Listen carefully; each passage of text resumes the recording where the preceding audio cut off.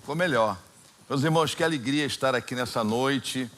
Já tivemos aqui pela manhã, como ele falou, que churrasco foi aquele, hein, gente? Quem não veio, perdeu. Não foi bom o churrasco? Maravilhoso. Parabéns aí às mãos que prepararam aquele churrasco. Foi muito bom. E é uma alegria muito grande para mim estar aqui. Eu e Novaes somos amigos há muitos anos. Daqui a 2 semanas eu completo 35 anos de ministério. E quem pregou na minha ordenação foi ele. Então, se você não estava aqui de manhã, você precisa saber disso. Ele engana com esse jeitinho de garoto dele, viu? Ele engana. Não é tão garoto assim, não.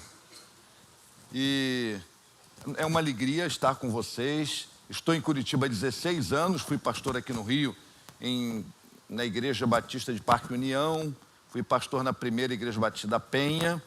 E estou em Curitiba lá desde 2008. Num lugar muito diferente do Rio de Janeiro, uma outra cultura. Eu costumo dizer que Curitiba e Rio de Janeiro só tem 2 coisas em comum: a moeda e o idioma. O idioma nem tanto, né?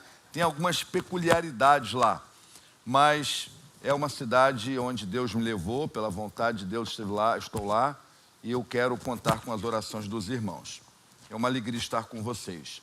Quando a igreja completa 85 anos de existência, que maravilha.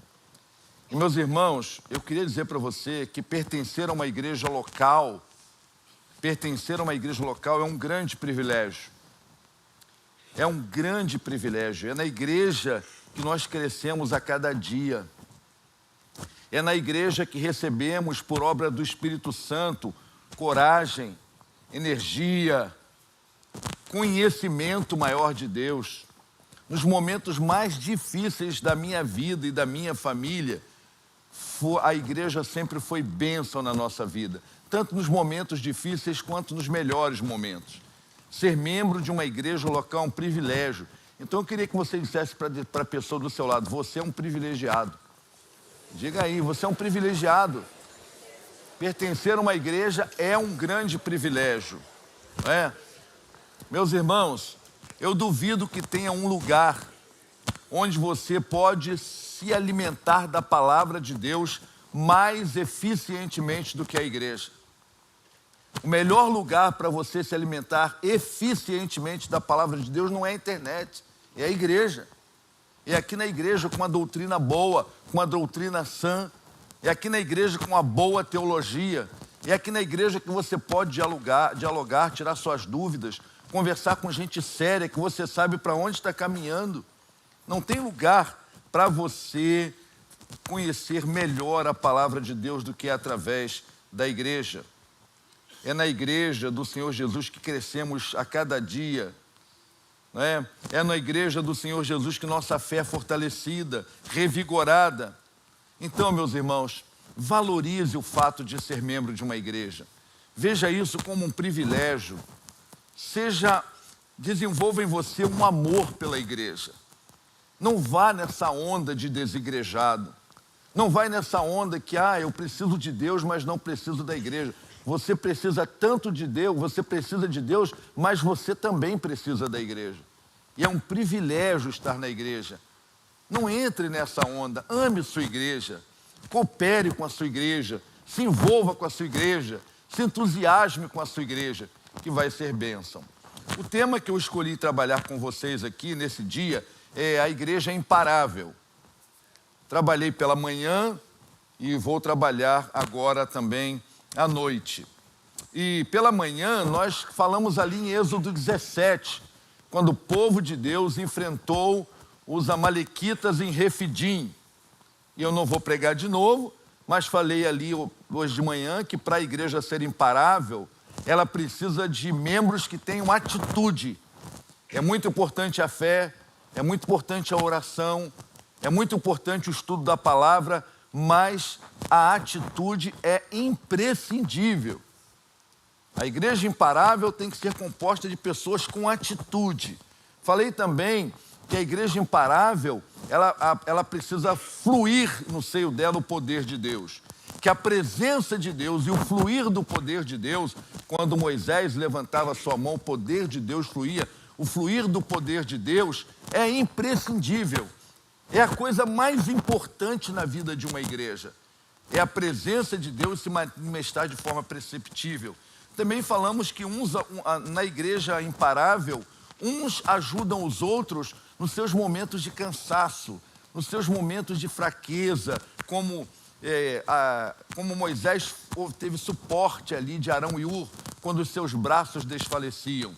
E na igreja, nós precisamos cada um ser um instrumento para que Deus seja refúgio para alguém através de você. Deus ser refúgio através de você. Deus ser fortaleza através de você. Deus ser suporte para alguém através de você, como foi o suporte que Moisés recebeu ali naquela montanha. E por último eu disse que a igreja precisa ser perseverante, composta de pessoas que não desistem dos seus sonhos, não desistem do sonho de Deus para você. Mesmo quando vieram aqueles momentos que Israel perdia, o povo não desistia e continua firme. Amém? Agora à noite eu quero levar você comigo, vamos juntos, para Atos capítulo 20. De manhã trabalhamos um texto do Velho Testamento, agora à noite vamos trabalhar um texto do Novo Testamento. Lá em Atos capítulo 20,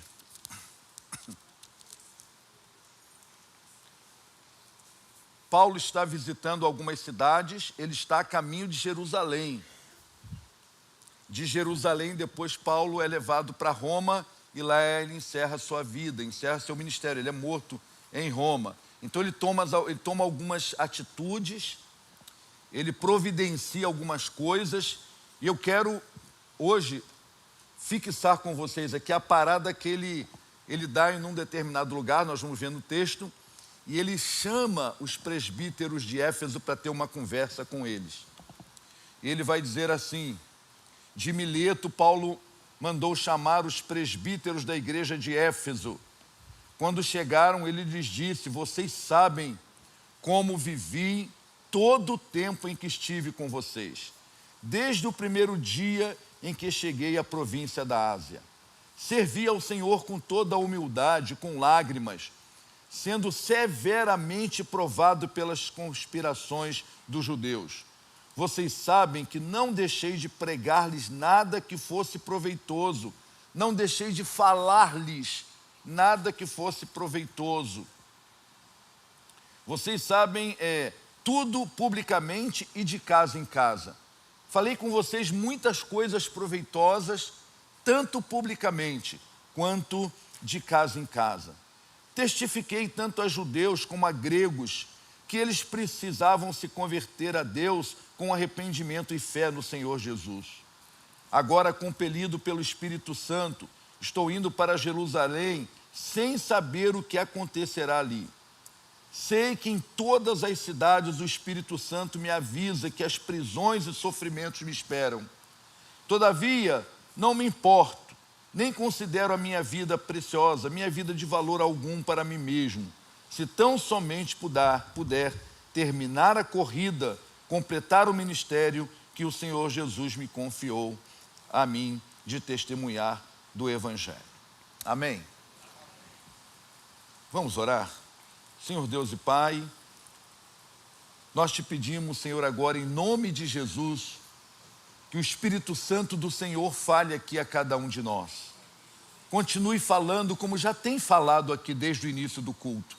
Muito obrigado pela existência dessa igreja. Muito obrigado pela vida do pastor Novaes e toda a equipe de liderança dessa igreja. Que eles continuem firmes e constantes, sempre compreendendo que os esforços deles não são vãos no Senhor. Também te pedimos que o Senhor abençoe toda a membresia dessa igreja. Que essa igreja seja sempre uma igreja de pé, seja uma igreja relevante, uma igreja que faça a diferença nesse lugar. Que seja a luz do mundo, que seja sal da terra. Ó Pai, nós te pedimos que o Senhor agora nos dê sabedoria, discernimento e unção do Teu Espírito na transmissão da Tua palavra. Em nome de Jesus. Amém. Então Paulo, ele tinha um amor muito especial pela igreja de Éfeso. E ele então ali passou 3 anos. Esse texto eu parei no versículo 24, mas ele prossegue. E esse texto tem um final em que os presbíteros de Éfeso vão até onde ele está, lá próximo ao navio. E eles imploram a Paulo que não vá. Imploram que ele não vá. E esse texto tem um desfecho lindo, uma das cenas mais bonitas para mim do Novo Testamento. É quando eles estão ali, olha o finalzinho, depois de Paulo dar todas as orientações, conversar com eles. Aí ele diz assim, tendo dito isto, versículo 30, ajoelhou-se com todos eles e orou. Todos choraram muito e abraçando-o, o beijaram. E o que mais lhes entristeceu foi a declaração que nunca mais veriam sua face. Então levaram ele até o navio. Eu imagino que cena foi aquela, que cena extraordinária na vida do apóstolo Paulo, ele com os presbíteros daquela igreja. Mas por que Paulo chamou os presbíteros? Paulo chamou os presbíteros porque ele amava a igreja de Éfeso, como eu disse, ele trabalhou lá durante 3 anos. Mas Paulo está indo para Jerusalém, depois ele será levado para Roma, e ele sabia que ele não voltaria mais ali. E Paulo, ele então, a minha leitura desse texto é que Paulo está preocupado em que aquela igreja permaneça de pé. E ele vai, nos conselhos dele, no discurso dele, fazer algumas coisas bem pontuais para que uma igreja permaneça de pé, para que a igreja seja uma igreja imparável. Ele vai dizer, olha, grande responsabilidade de vocês, eu estou indo, mas essa igreja precisa permanecer de pé. Essa igreja tem que ser uma igreja imparável. Então ele vai falar algumas coisas bem interessantes nesse encontro.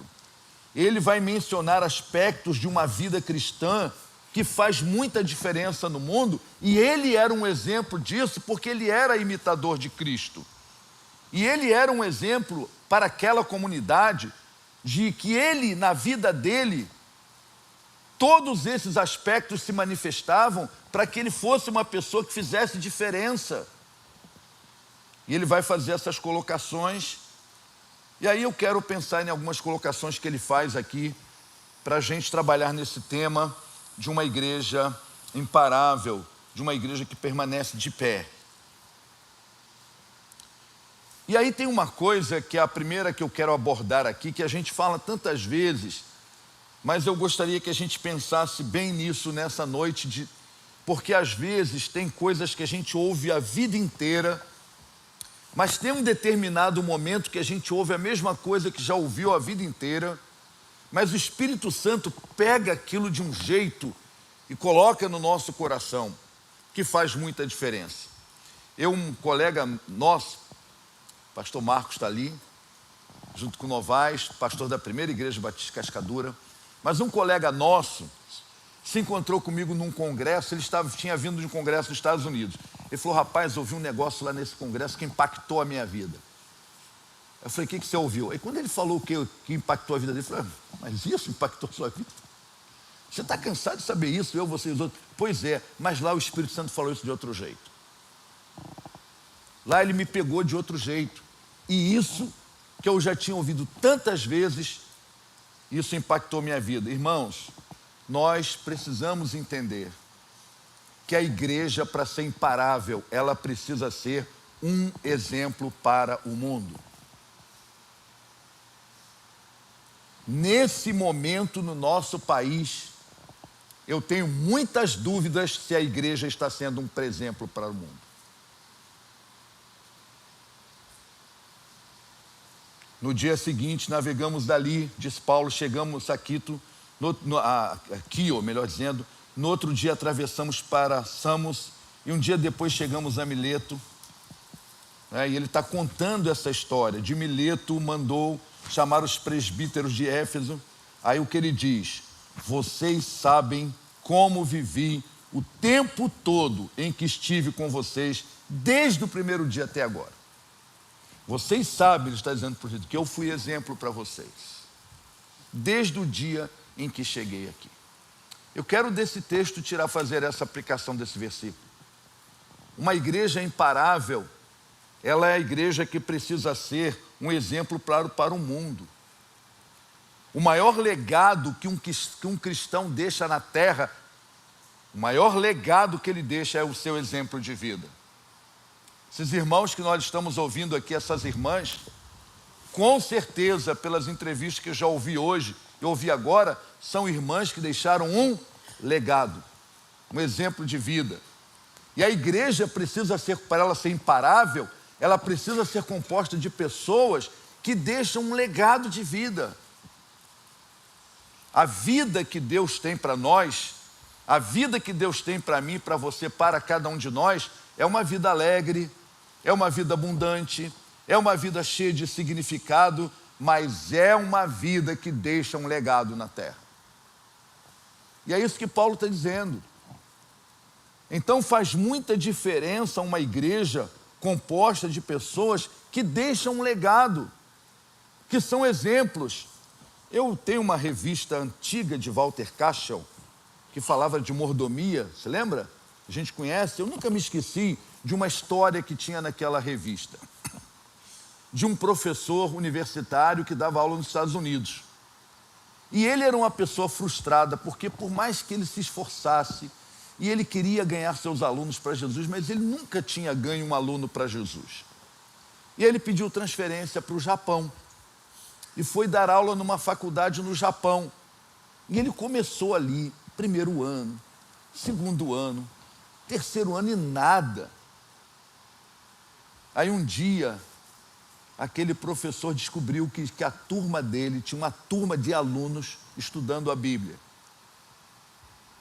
Um número grande de alunos dele estavam estudando a Bíblia. E aí ele foi querer saber como é que aquilo estava acontecendo.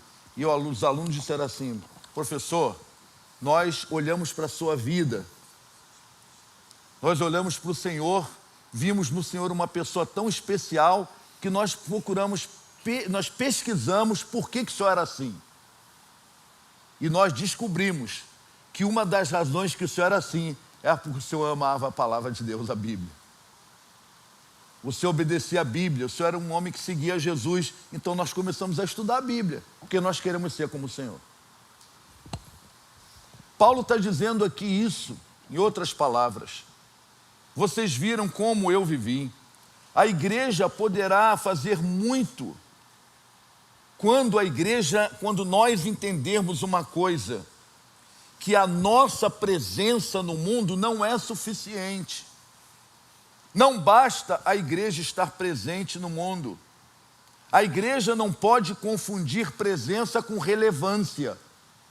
Nós podemos estar presente, mas sem relevância.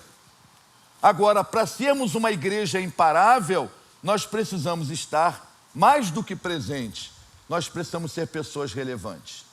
Que possa dizer como Paulo: vocês viram como eu vivi aqui. Vocês viram quem sou eu. O que o Espírito Santo tem feito na minha vida. O que a palavra de Deus tem feito na minha vida.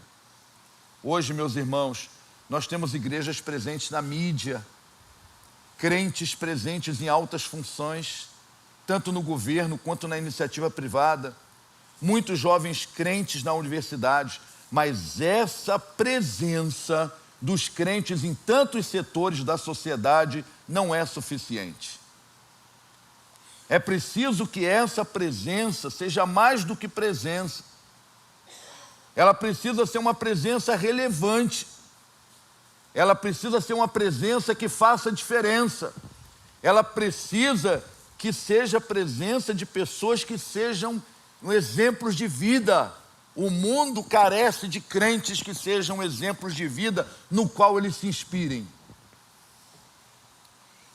Então, nós precisamos entender isso. Desenvolver uma santidade de vida no sentido real do que é santidade. Santidade é amar o que Deus ama e abominar o que Deus abomina. Não precisa ficar teologando muito para dizer o que é santidade, é simples.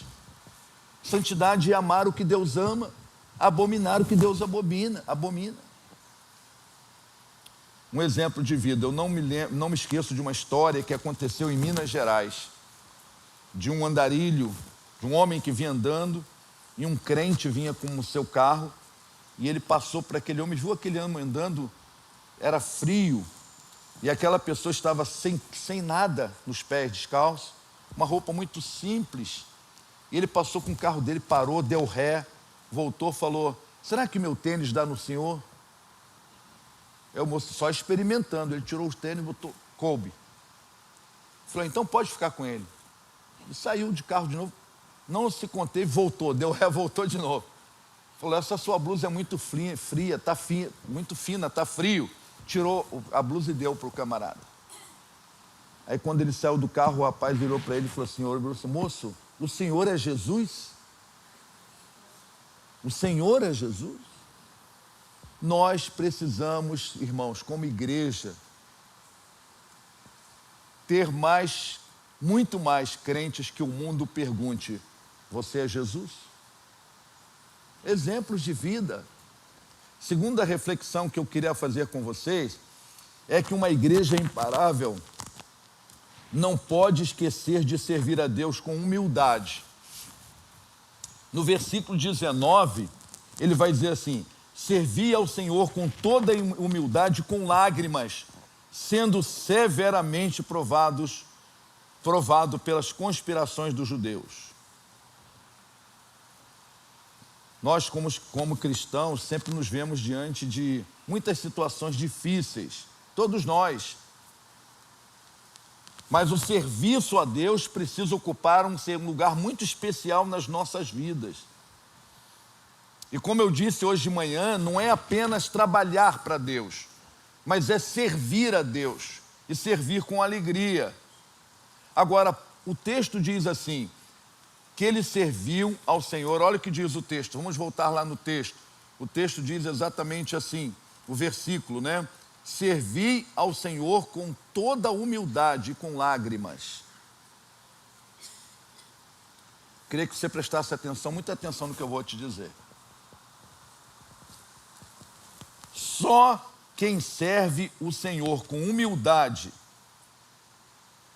terá condições de lidar com as lágrimas provenientes da jornada do serviço a Deus. Só quem serve ao Senhor com humildade, Paulo está nos ensinando isso, só quem serve com humildade terá condições de lidar com as lágrimas das provações provenientes do serviço a Deus. Quem não serve com humildade não vai suportar a barra. Quem serve só para cumprir uma tarefa religiosa, quem serve porque quer se destacar, quem serve porque quer manter-se ocupado, não suportará os momentos das lágrimas, porque as lágrimas advindas do serviço ao Senhor só suporta quem serve com humildade. E é isso que ele está dizendo. A igreja imparável precisa de servos e servas humildes, que no dia da dor, no dia da dificuldade, no dia dos problemas, nas adversidades, suportarão as lágrimas e manterão firme no Senhor de pé. Serão imparáveis. Todo serviço com amor e sinceridade de coração gera provações, gera lutas, mas quando é feito com humildade, nós nos mantemos firmes apesar delas. Amém? Então, um dos propósitos de Deus é que nós sejamos servos e sirvamos com humildade. Numa igreja imparável, os membros não são consumidores de cultos, não são consumidores de programas. São sim servos fiéis que servem com humildade. Servos frutíferos, dedicados, fiéis ao Senhor. Construtores, edificadores, cooperadores, que estão comprometidos com a expansão do reino e servindo com humildade. No mundo, quem é importante é quem tem mais pessoas que o servem. No mundo, quem é importante são aqueles que têm muitos seguidores na internet. Mas no reino de Deus, o servo é a posição mais alta. E servo é medido por aqueles que ele serve. A medida do servo é medida a sua grandeza, não pelo número de seguidores na internet, nas redes sociais. Não pelo número de pessoas que o servem, mas pelo número de pessoas que ele as serve. Essa é a grandeza no reino de Deus. Então, a igreja imparável é uma igreja composta de servos que servem com humildade. Paulo está dizendo isso. Terceiro, uma igreja imparável é composta de crentes que não esquecem do seu papel na construção da comunhão na igreja. Todos nós aqui somos responsáveis pela comunhão na igreja. Cada um de nós aqui, nós somos responsáveis pela vida de comunhão na igreja. E Paulo usa uma expressão nesse versículo que ele diz assim: vocês sabem que eu nunca deixei de falar-lhes nada que fosse proveitoso. Tudo que eu falei para vocês em público e de casa em casa foi algo proveitoso. É assim que começa a construção da comunhão na igreja. Porque geralmente a comunhão na igreja, ela é estremecida com o que falamos, com o que proferimos na igreja. E Paulo está dizendo: vocês sabem que tudo que eu falei com vocês foi algo proveitoso. E ele está dizendo para os presbíteros: vocês têm responsabilidade em manter a comunhão da igreja, falando também na igreja, tudo que seja proveitoso. Amém? Será que tudo que você tem falado na igreja é proveitoso? Será que os comentários que você tem feito a respeito da liderança dessa igreja é algo proveitoso? Será que o que você fala a respeito do seu pastor é proveitoso? O que você fala da igreja é proveitoso? Então, meus irmãos, hoje, presta bem atenção, é fundamental hoje para qualquer igreja que queira fazer diferença no mundo, a sua vida comunitária, a sua vida de comunhão na igreja. Eu, quando li o livro de John Stott, Ouça o Espírito, Ouça o Mundo, ele menciona o seguinte texto: na busca dos homens atuais por transcendência, o ser humano procura Deus. As seitas, as religiões se proliferam como nunca, porque o ser humano, ele está em busca da transcendência. Depois ele disse assim: na busca por sentido, o ser humano procura a si mesmo. Na busca por comunidade, o ser humano procura relacionamentos. A igreja pode ser a resposta para isso tudo aqui. A igreja, ela pode ser a resposta, ela pode apresentar a resposta, melhor dizendo, para o ser humano na busca de Deus. Mas também na busca do sentido, mas eu quero me deter na terceira afirmação, na busca por comunidade. O ser humano está à busca de relacionamentos. O ser humano está carente de vida comunitária. O ser humano está buscando relacionamentos. E aí entra a vida de comunhão na igreja. Uma pessoa que entra na igreja carente de relacionamentos, ela começa a ver uma vida de comunhão na igreja, isso impacta a vida da pessoa e supre uma necessidade dela. Então é muito importante que a igreja tenha uma vida comunitária. Eu gosto muito de uma ilustração usada por um pastor americano, que ele compara a igreja com um pássaro. E ele diz assim: a igreja, por que a igreja do início Por que que a igreja lá atrás, no início do Novo Testamento, por que que aquela igreja voou tão alto? Por que que eles não tinham internet, não tinham jornal, não tinha satélite, não tinha televisão, e eles revolucionaram o mundo, abalaram o Império Romano? E eles diziam que aquela igreja, ela era como um pássaro, por isso que ela voou alto. E por quê? Porque esse pássaro, qualquer pássaro para voar alto, ele precisa que as suas duas asas sejam exatamente iguais. E ele disse que a igreja tem duas asas. A igreja tem a asa corporativa e a igreja tem a asa comunitária. A corporativa é isso que nós estamos fazendo hoje aqui. Nós estamos aqui reunidos, nós estamos com a nossa asa corporativa. Mas também a igreja precisa da asa comunitária. É lá na vida em comunidade, onde os relacionamentos se aprofundam, onde as pessoas exercem a mutualidade, onde as pessoas ajudam umas outras, cumpre aqueles mandamentos da Bíblia, de mutualidade da Bíblia, que só no Novo Testamento são cerca de 27, mas que não dá para cumprir esses mandamentos apenas na vida corporativa. Então a igreja precisa dessas duas asas. E ele dizia, aquele autor dizia, que é por isso que aquela igreja voou alto. Então a igreja, irmãos, ela não pode ter só essa vida corporativa. Ela precisa também ter vida comunitária, onde os relacionamentos se tornam significativos. Eu também ainda quero falar com você que a igreja, para ela ser imparável, ela não pode esquecer da sua missão no mundo. E Paulo diz assim, testifiquei, versículo 21, testifiquei tanto a judeus como a gregos que eles precisavam converter-se a Deus e arrepender-se e colocar sua fé em Jesus Cristo como Senhor e Salvador. Eu testifiquei a todos. Eu cumpri aqui minha missão, vocês são testemunhas disso. Vocês precisam também cumprir a missão para que essa igreja de Éfeso continue de pé, falando para Éfeso. E nós estamos falando aqui para a igreja hoje, a mesma coisa. Meus irmãos, qual é a palavra-chave dessa igreja?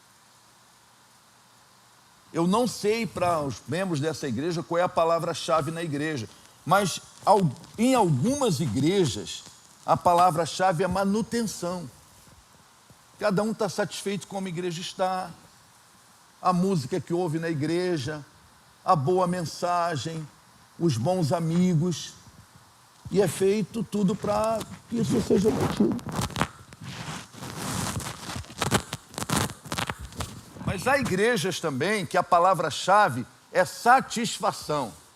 Na igreja em que a palavra-chave é satisfação, os membros não são encarados como discípulos, eles são encarados como clientes. E a lei diz que o cliente tem sempre razão, então vamos fazer tudo que agrada aos clientes. É a igreja onde a palavra-chave é satisfação. Mas a igreja imparável, a igreja segundo o Novo Testamento, a palavra-chave é missão. É missão.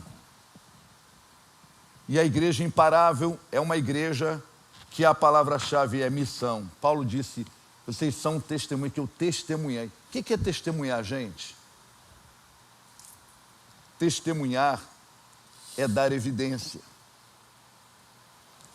Testemunhar é dar evidência de Cristo nas nossas atitudes. Testemunhar é dar evidência de Cristo nas nossas ações e nas nossas reações. Testemunhar é dar evidências de Cristo nas nossas perguntas e também nas nossas respostas. Testemunhar é dar evidência. Cumprir a missão é dar evidência de Cristo na nossa vida em vários aspectos.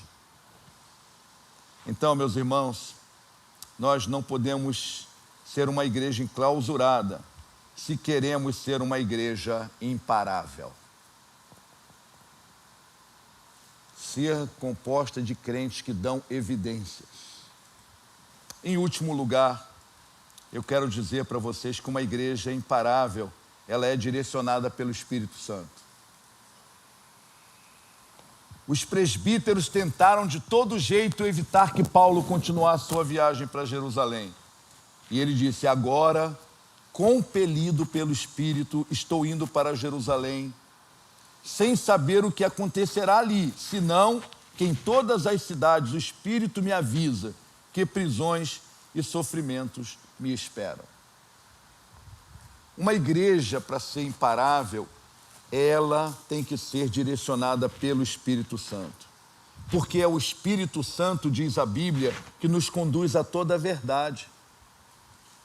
É Ele que nos conduz a toda a verdade. A igreja direcionada pelo Espírito Santo, ela aprende com o seu passado, mas não vive presa ao seu passado. O passado não existe para que vivamos presos nele. O passado existe para nós aprendermos com ele. Tem muitos membros da igreja que querem viver no passado. O passado é para aprender. O passado não é para viver nele.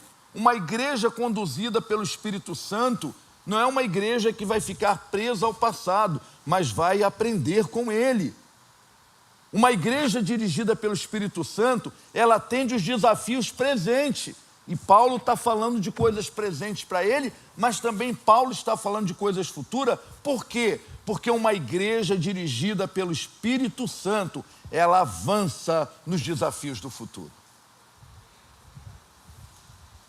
Então, uma igreja em que quem aponta os caminhos é o Espírito Santo. Meus irmãos, uma igreja direcionada pelo Espírito Santo, ela não é direcionada por finanças. Tem igrejas que quem manda é o dinheiro. O que essa igreja faz? O que o dinheiro dá. Não tem desafio de fé.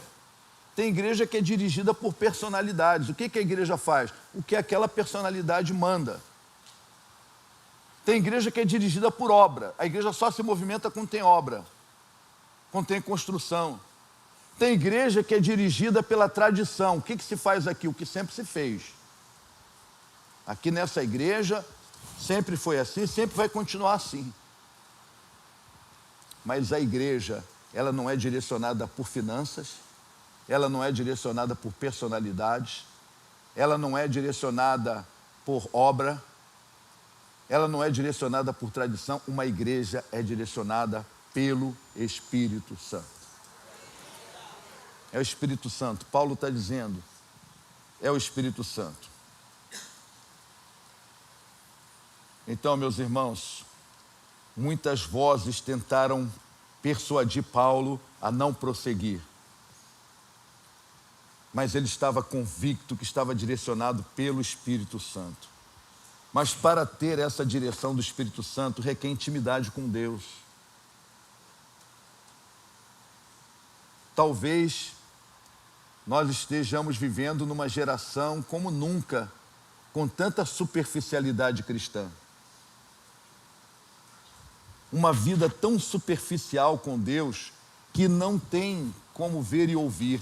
Jesus disse: feliz aqueles que ouvem e feliz aqueles que veem. Ele está falando esse olhar que vai além do olhar humano, que consegue enxergar para onde o Espírito Santo está apontando. Que felizes aqueles que ouvem, porque conseguem ouvir a voz do Espírito Santo. Moisés talvez passasse pelaquela sarça ardente e nem percebesse que ali havia uma presença de Deus.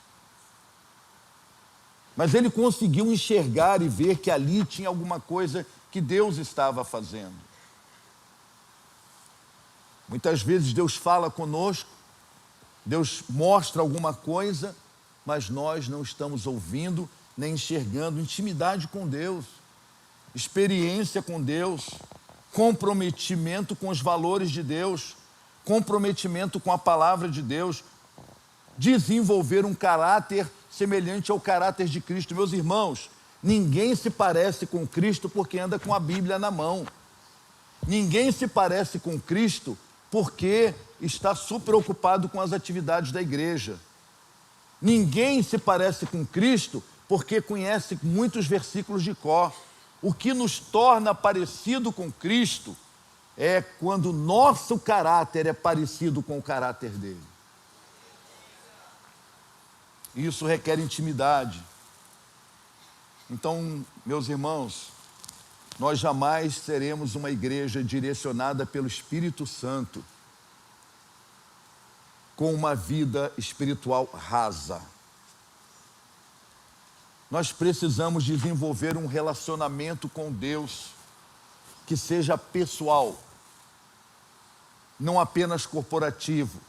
Um relacionamento com Deus que seja pessoal, que seja de amor, que seja íntimo e que seja prático, a fim de que possamos ver e ouvir para onde Deus está direcionando os nossos passos, para onde Deus está direcionando a igreja. Sejamos uma igreja imparável. E a igreja vai ser imparável se cada crente for imparável. Se cada membro da igreja, se cada um componente dessa igreja aqui, na Igreja Batista Barão da Taquara, se cada um aqui se constituir num exemplo para o mundo, onde chega alguém que diz assim: olha, eu conheço uma pessoa que é um colega meu de trabalho, trabalha lá na empresa comigo, que exemplo de pessoa. A igreja daquele camarada deve ser uma igreja muito boa.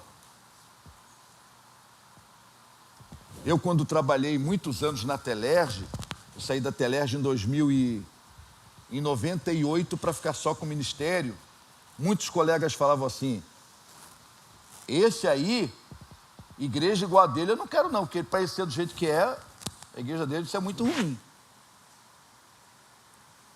A igreja precisa ser composta de pessoas que sejam um exemplo para o mundo, que deixem um legado. A igreja que não confunda a conversão com adesão. Não basta uma igreja cheia de pessoas vazias. Nós precisamos de igrejas cheias de pessoas cheias, e nós não podemos confundir conversão com adesão. Ninguém vem para a igreja porque aderiu à igreja. As pessoas precisam vir porque se converteram a Cristo.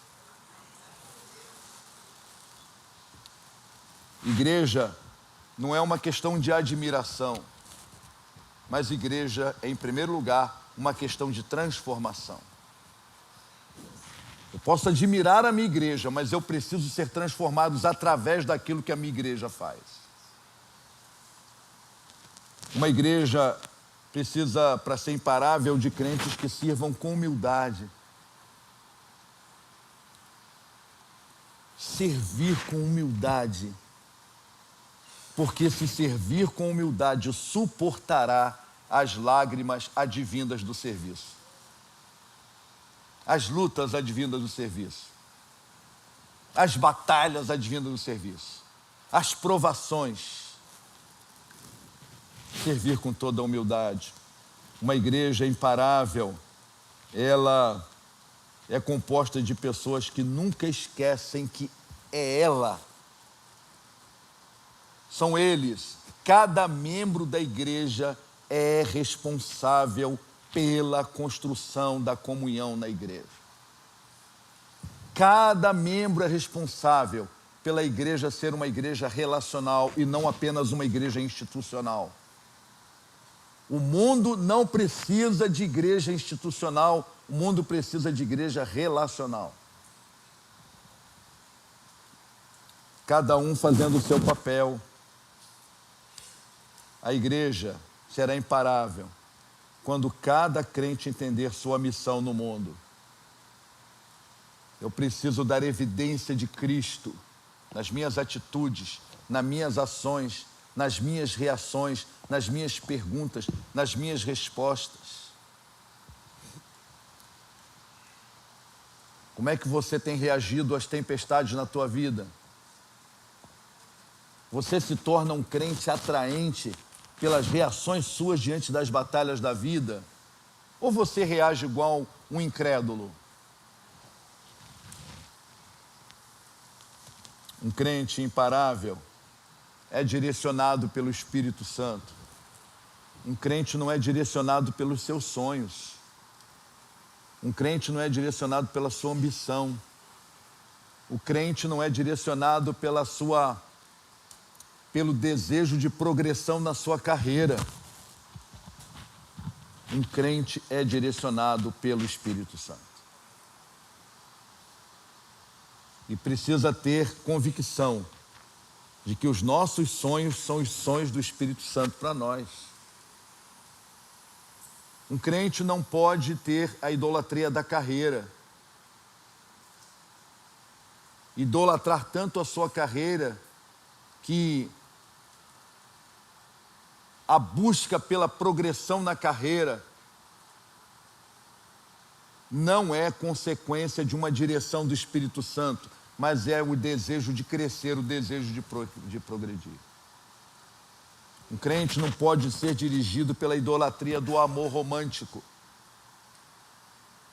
Um crente tem que ser direcionado pelo Espírito Santo. E Paulo está dizendo, muitos não querem que eu vá, mas é o Espírito Santo que está me direcionando. Mas para ser direcionado pelo Espírito Santo e ser imparável, eu preciso ter intimidade com Deus, ter um relacionamento de amor com Ele, que seja íntimo, que seja pessoal e que seja prático. Eu hoje de manhã disse aqui que o aniversário de igreja é uma boa oportunidade para nós renovarmos o nosso compromisso com Deus e com a igreja. Eu queria pedir você para ficar em pé. Todos vocês, vamos ficar em pé. E eu queria fazer uma pergunta para todos aqui agora. Todos. Ninguém escapa dessa pergunta. Deus falou alguma coisa com você aqui hoje? Na galeria, Deus falou alguma coisa com você aqui hoje? Deus falou alguma coisa com você que está aqui hoje? Deus falou alguma coisa com vocês que estão aqui? Deus falou? Talvez alguns respondam, pastor, Deus falou várias coisas. Mas eu quero fazer um desafio com você agora. Eu queria que você pensasse o seguinte, Deus falou algumas coisas comigo, mas o que foi que Deus falou comigo aqui hoje que eu não posso esquecer? Que isso, pastor? A tarefa é difícil, porque algumas coisas ele falou, não, mas eu queria que você escolhesse agora aí no seu lugar. O que Deus falou aqui para mim que eu não posso esquecer? Pensa aí um pouquinho. Tá pensando? Pensou aí, coro? Coro bonito, hein? Estão pensando? Agora eu queria que você conversasse com Deus sobre isso. Eu queria que você perguntasse a Deus, Senhor, por que o Senhor falou tanto sobre isso comigo? O que o Senhor quer fazer comigo a respeito disso que o Senhor me falou? Porque Deus não nos fala para acrescentar conhecimento apenas. O que Deus nos fala é para produzir transformação. É para produzir algo em nossa vida. Então você que Deus falou com você e agora você escolheu algo para dizer, não, isso eu não posso esquecer, reclina a sua cabeça e conversa com Deus sobre isso. Fala com Deus sobre isso. Conversa com Ele. Senhor, o que o Senhor quer que faça diante disso que o Senhor falou? A Bíblia diz que aquele que ouve o que Deus fala e pratica é sábio. Aquele que ouve, mas não põe em prática é tolo. Pede a Deus para te ensinar a colocar em prática isso que Ele falou tanto para você hoje. Não saia desse culto sem um desafio de vida. Eu quero conclamar você agora para que você saia do culto levando daqui um desafio de vida. Para que você possa ser uma pessoa sábia e colocar em prática aquilo que Deus falou com você hoje aqui.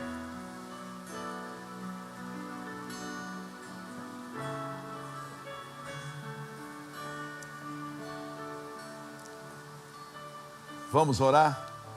Vamos?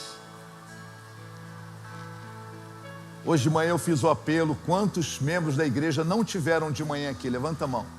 Não tiveram pela manhã, tem? Se você não veio pela manhã, onde nós demos oportunidade para quem desejasse aqui renovar o seu compromisso com Deus e com a igreja, saia daqui também renovando hoje o seu compromisso com Deus e com essa igreja, amém? É a igreja que Deus te colocou. Vamos orar? Senhor Deus e Pai, louvado seja o teu nome. Muito obrigado, Deus, por essa oportunidade linda, maravilhosa, especial de estarmos aqui reunidos como igreja. Muito obrigado pelo privilégio de estarmos na igreja. Muito obrigado pela bênção da igreja. E especialmente te pedimos agora que o Senhor aceite a nossa gratidão pela bênção da Igreja Batista Barão da Taquara. Continua conduzindo essa igreja, que essa igreja continue sempre de pé, Senhor Deus. Que seja uma igreja imparável, como vamos cantar agora. Assim como a igreja lá do início, nada parou, nem perseguição, nem os leões, nada. Que nesse tempo em que estamos vivendo, sejamos uma igreja imparável. Em nome de Jesus. Amém. Vamos louvar ao Senhor? Deus abençoe a todos. Vamos louvar?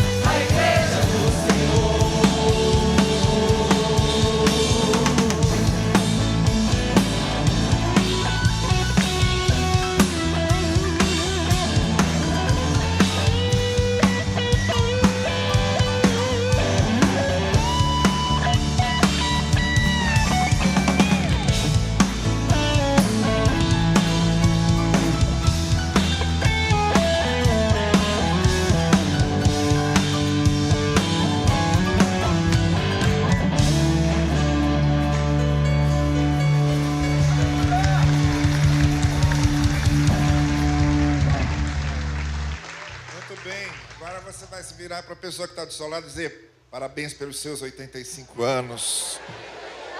Parabéns pelos seus 85 anos.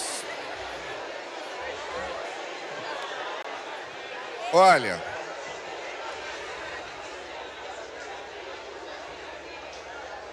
antes da gente sair, vamos ouvir o coro Lordes mais uma vez, só a saideira, tá bom? Vou pedir para o coral se arrumar aqui. Vocês podem cantar ainda uma vez? Pode ser?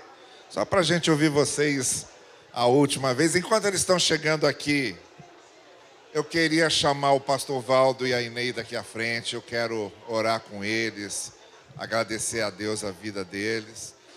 Dizer que continuamos comemorando o nosso aniversário. Final de semana próximo temos o congresso da IBD, no sábado, a partir de 9 da manhã.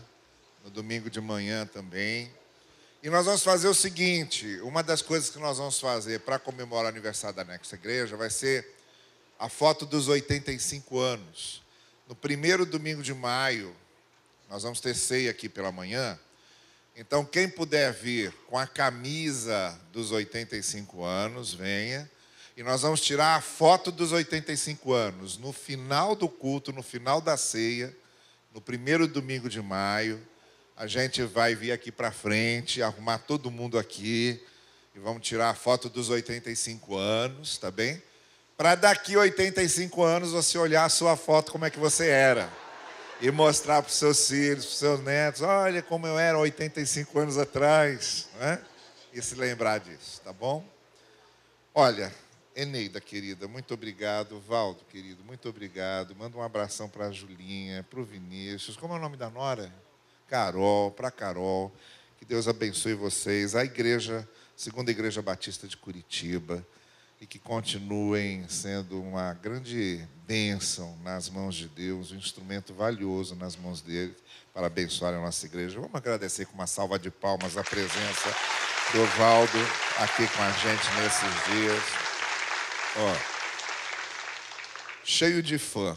Veio falar que hoje de manhã veio um monte de gente de um monte de igreja que conhece o Valdo há séculos, porque ele trabalha há séculos na Convenção Carioca, trabalhou muito tempo na Convenção Carioca.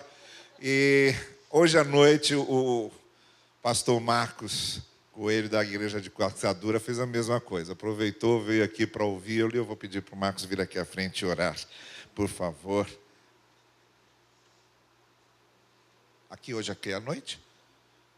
Tem membros da Igreja Batista de Parque União, que foi a primeira igreja batista que o pastor Valdo pastoreou, que estão aqui hoje à noite. Fiquem em pé. Onde é que vocês estão? Fiquem em pé. Pessoal, olha aí. Olha só. Tudo. Olha lá atrás. Tá bem. Tem alguém, pode sentar, tem alguém que foi da primeira Igreja Batista da Penha, que foi ovelha dele e está aqui? Não? Não. Tem alguém de Curitiba que veio atrás dele aqui? Não? Não, tá certo. Então tá bom. Pastor Marcos, por favor. E pastor Marcos vai orar, depois nós vamos ouvir o coral e aí podemos então sair. Santo Deus e Pai, nós queremos te agradecer pela oportunidade, o privilégio de estarmos na tua casa nesta noite, celebrando a nossa fé, celebrando a nossa salvação, celebrando a graça, celebrando a liberdade e a esperança, Senhor. Quando vivemos a cada dia esperando o dia que o Senhor nos chamará à tua presença. Nesta noite especial, quando a tua igreja completa 85 anos aqui neste local, rogamos ao Senhor que continue dando visão aos teus servos que aqui estão, na liderança do nosso querido pastor Novaes, diante dos desafios, ó Deus, da nossa cidade, que não é só um problema de segurança pública, mas é um problema de pecado, é um problema de batalha espiritual. E só a igreja tem essa autoridade para batalhar e entrar nesse ambiente. Obrigado, ó Deus, por tudo que tens feito nessa igreja. E juntos, ó Deus, como igreja do Senhor, vamos fortalecendo as nossas comunidades locais. Agradecemos pelo pastor Valdo também, irmã Eneida, uma referência para todos nós também de pastorado, de cuidado, de discipulado. E o Brasil Batista, Senhor Deus, é feito de gente crente. E ninguém pode parar a igreja, como ninguém nunca parou esta igreja.